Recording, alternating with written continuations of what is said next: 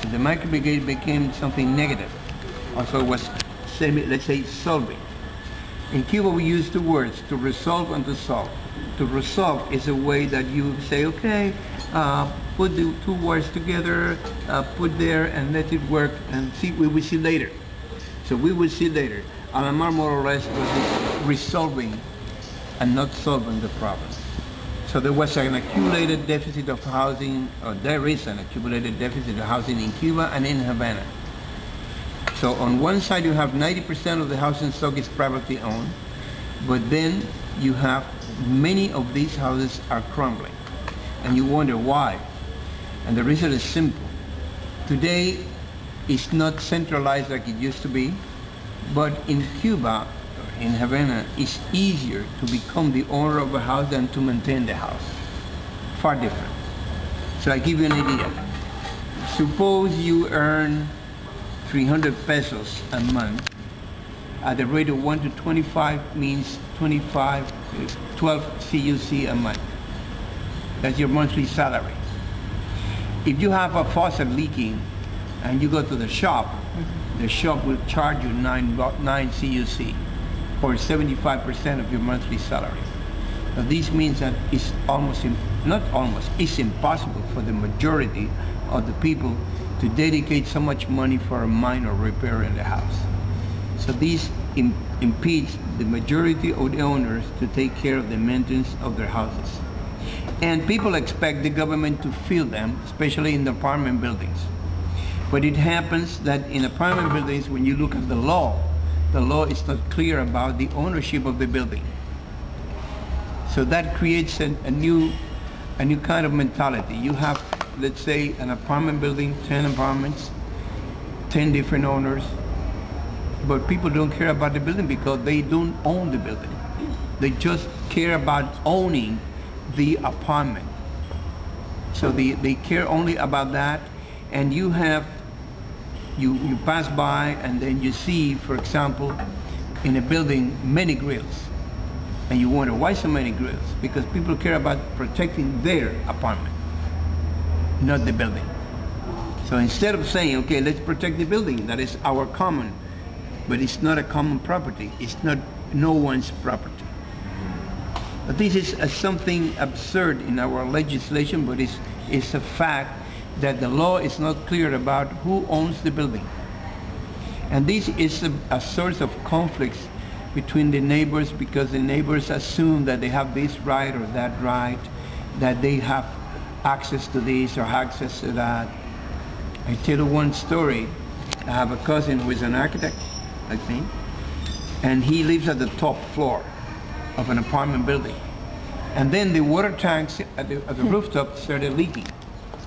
And then he called the rest of the neighbors saying, okay, we have leaks because the water tanks are leaking and I have leaks in my rooftop. And the answer was, you have leaks. It's your rooftop.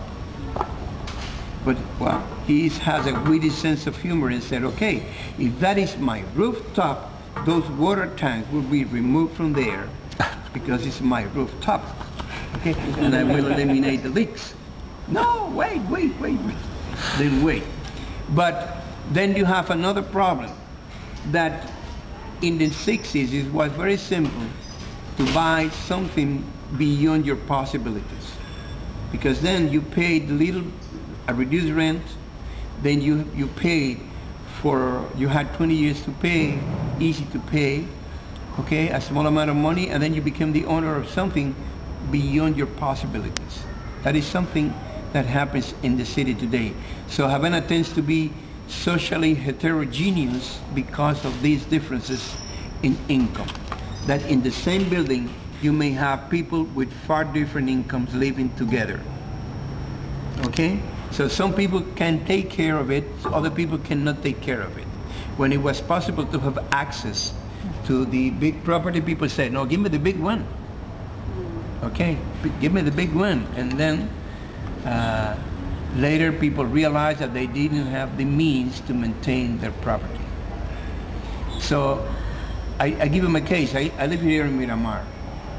Okay, my house cost me $650. It's an apartment in a corner by Fifth Avenue. A corner, first floor, 3 bedrooms, 2 bathrooms, 2 terraces, garage, garden. 650, not bad for 1,500 square feet. But a minor repair cost me 3 times more. That's a funny thing. That it's not the same to be the owner than to maintain what you own. So I have a large number of windows and doors, and to think about painting, just painting my carpentry is very expensive. So you went to school to become a carpenter and a plumber and a painter? I will. Next time I will, because the plumbers, every time you call a plumber or a carpenter, they come with a big machete to cut your head immediately. So they stab you in the belly immediately. When you see the big, financially speaking. Yeah, financially speaking, they as we said in Cuba, they stab you. They charge a lot of money for any minor repair. So when you say the banks, what do you mean by the banks? The banks, the ownership is over a 20-year period. Yeah. So it was, well, instead of paying the former owner, the new owner was the bank. Yeah. So you had a debt with the bank, and the idea was to pay the bank the difference. Is it a national bank or? The national bank. See, Cuban, the banking system is national. Okay, so that was the idea, and very good, no interest.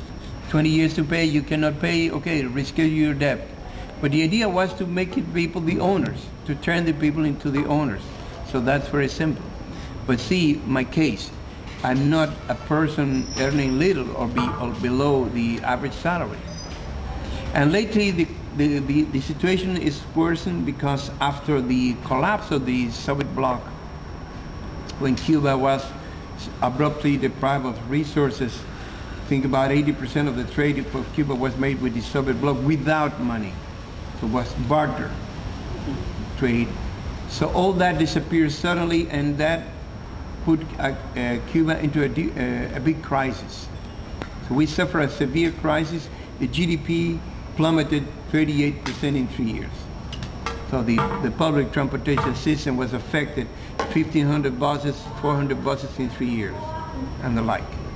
So everything became more deteriorated. So the housing stock that was already old became more deteriorated.